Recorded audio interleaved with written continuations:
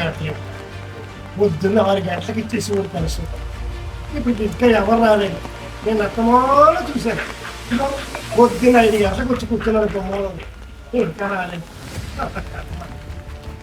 ఏంటో ఏంటంటే ఏంటి బాబాయ్ గారు బాగా డల్గా ఉన్నారు? ఏముందరా కూర్చో.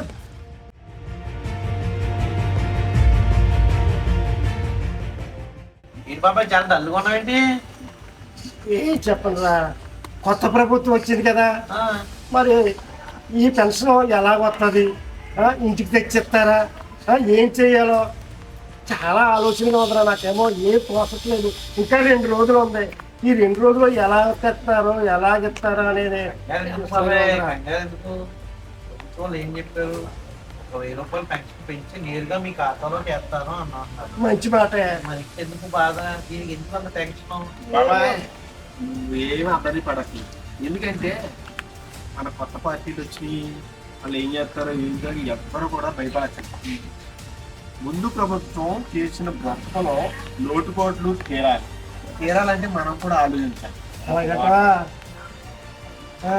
ఎక్కడెక్కడ పొక్కలు ఎక్కడో తెలియదు కదా బాబా.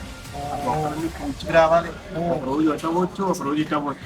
నువ్వు అలా ఆలోచిస్తే పోనీ ఎక్కినోడేమి ఎంగరోడేం కాదు కదా. మన ఆంధ్రప్రదేశ్ ని పెద్ద సాక్యం తీసుకొచ్చి మన ఆంధ్ర ముందు అన్ని చేద్దాం అనుకున్న వాళ్ళే కదా. తనకి ఏమేం చెయ్యాలి, ఎలా ఆర్థిక వ్యవస్థని మెరుగు పెట్టాలన్న తెలిసిన నాయకుడే కదా ముఖ్యమంత్రి అవుతా. అది మాత్రం నిజమే. వెనకాల పేదలు పెండిదైన మన కండువా అన్నయ్య గారు ఉన్నారు కదా, పిఠాపురం పులి, వీళ్ళందరూ ఉండగా పేదలకు ఎందుకు అన్యాయం జరుగుతుంది? మంచోడు. పేదల కోసమే కదా అతను ఎంతో త్యాగా చేసి కాలం నుంచి ఆయన సాధించారు కదా. 10 సంవత్సరాల నుంచి పదవి లేకపోయినా పార్టీ నడుపుకుంటూ వచ్చి వేళ ఒక్క చేతితోటి సామ్రాజ్యాన్ని నిరూపించారంటే ప్రజలు ఎంత మారితే జరిగింది ఇది. మహానుభావుడు. మరి ఇంత ప్రజలు మారినప్పుడు ప్రజలకి చేయడం మానేస్తారా బాబా? చేస్తారు బాబు. మాత్రమే నిలబడే మనుషులు అందరూ కూడా. నెల సంవత్సరానికి 3 సిలిండర్లు ఇస్తున్నారు. పెన్షన్ ఏటా పెంచుకోవడం లేదు, ఒకేసారి పెంచి ఇచ్చారు. 4,000 1వ తారీఖు పడతాయి మీ అకౌంట్. ఇవన్నీ ఉండగా పథకాలన్నీ చెప్పినప్పుడు మనకి కావాల్సిన వాళ్ళే పదవుల్లో ఉన్నప్పుడు మీకు ఎందుకంత టెన్షన్ పడతాం? అవుతుంది. టైటిల్ ఎట్లనే ఏదో పెట్టారు కదా ఇంత ముందు గవర్నమెంట్ వాళ్ళు. అది ఉంటారు అది పీకేస్తారా? అది ఏముంటుంది. మంచి మాట చెప్పినావు నాయన. నువ్వు చల్లగా ఉండాలి. కంగారు ఏం పడదు. గత ప్రభుత్వం చేసిన బొక్కలు ఉన్నాయి కదా, అవన్నీ ప్రభుత్వం పూడ్చుకుని అన్నీ రావాలి అంటే 1 సంవత్సరం పాటు కొంతకాలం టైం పడుతుంది. ఇప్పుడు నెగ్గారు ఎట్లా వృద్ధి చేయాలి, నెగ్గారు ఎట్లా ఇది చేయాలి మనం డిమాండ్ చేయకూడదు. వాళ్ళ పదవులు అన్నీ చూసుకున్న తర్వాత ప్రమాణ స్వీకారాలు అయిన తర్వాత వాళ్ళకి కొద్ది టైం. అసలు ఆ ప్రభుత్వం ఇప్పుడు దాకా అన్నగారు ఏం చేశారు అనేది బాబు గారికి తెలియాలి కదా.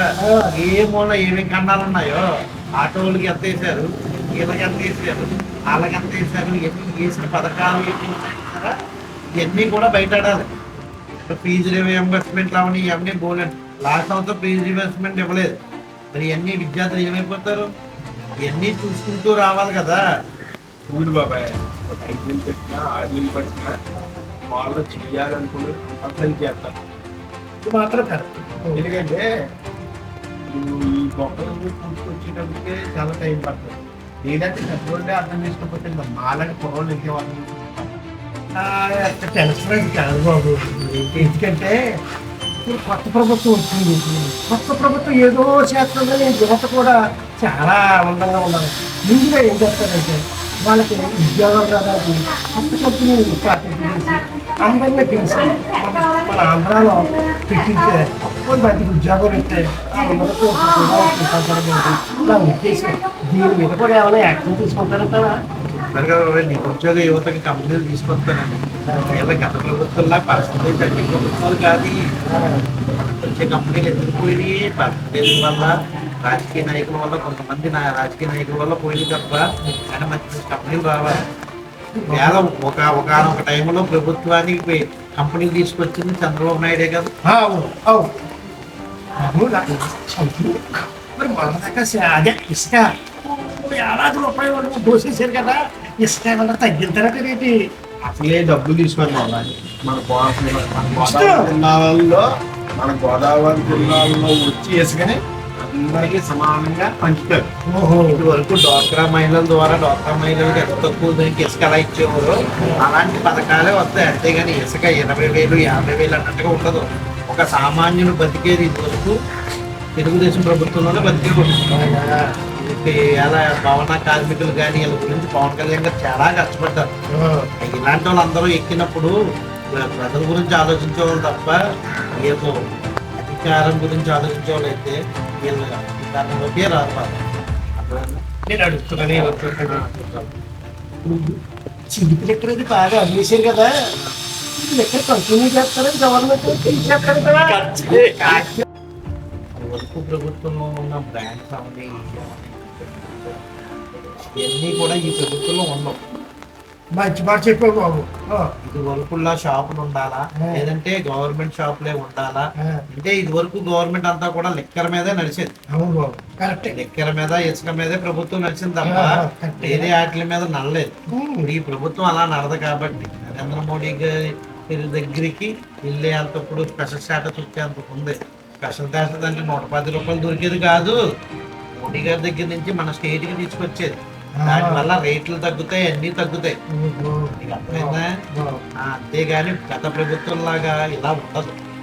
ఈ బ్రాండ్స్ కానీ భూమి కానీ ఇవన్నీ ఉండవు.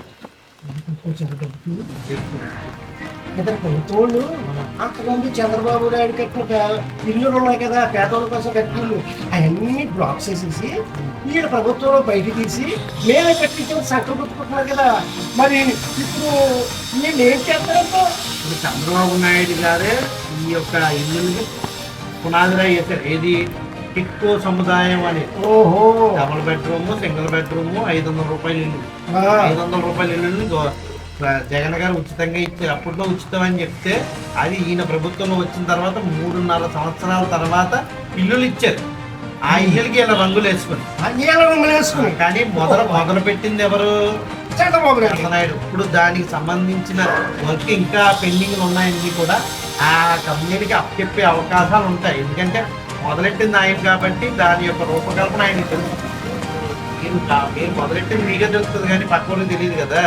అది ఏం చెయ్యాలి, ఎలా చేయాలి అనేది బాబు గారికి తెలుసు కాబట్టి అది జరుగుతుంది. మొన్న టీవీలో మోదీ గారు ఈ ఇల్లు చిన్న చిన్న ఇల్లులకి నేను బోళ్ళంత అమౌంట్ నేను గ్రాంట్ ఇచ్చాను, వాళ్ళు ఇచ్చిన దాంట్లో 50% కూడా కట్టలేదు ఆయన స్టేట్మెంట్ అంటే మన గారి ప్రభుత్వంలో 3 లక్షల 40,000 కట్టించుకొని ఫ్లాట్ ఇచ్చారు. ఆ ఫ్లాట్ వాల్యూ 12 లక్షల కింద గవర్నమెంట్ చూపించారు. దాని నిమిత్తం బ్యాంకులకి ఏంటంటే తీసుకున్నది 365, కట్టేది 7,20,000, 7,30,000. అంటే నెలకి 4,000, 4,000కి 2,800 వడ్డీ, అసలు 1,200 సబ్సిడీ ఇచ్చారంటే 7 లక్షల దానికి మోడీ గారు ఇచ్చిన సబ్సిడీతో కలిపి మనకి 4,65 ఇచ్చారు. వాల్యూ 8 లక్షలు. మోడీ గారికి సబ్సిడీ వచ్చింది, స్టేట్ గవర్నమెంట్ సబ్సిడీ మనకి ఇంకా రాలేదు. అది ఏం జరిగింది ఏంటంటే ఇప్పుడు ఈయన ప్రభుత్వంలో ఆ యొక్క ఇంటికి ఏదన్నా ఒక 50,000 లక్ష రూపాయలు వెనక్కి ఇస్తారా అనేది రూపం ఉంది. అది ఏం జరుగుతుంది అనేది ఎదరెదో తెలుస్తుంది. అలా కూడా చేయండి బాబు, కొంతమంది కన్నా ఉపయోగం ఉంటుంది కదా, మా డబ్బులు ఏదో చేసుకుంటారు. ఈ ప్రభుత్వంలో మీరు అందరూ హ్యాపీగా ఉంటారు. మేమే కాదమ్మా, ప్రతి ఒక్కరు కూడా హ్యాపీగా ఉండాలి. హ్యాపీగా ఉండాలని మనం కోరుకుందాం. అందరూ హ్యాపీగా ఉండాలి, అందులో మనందరం ఉండాలి.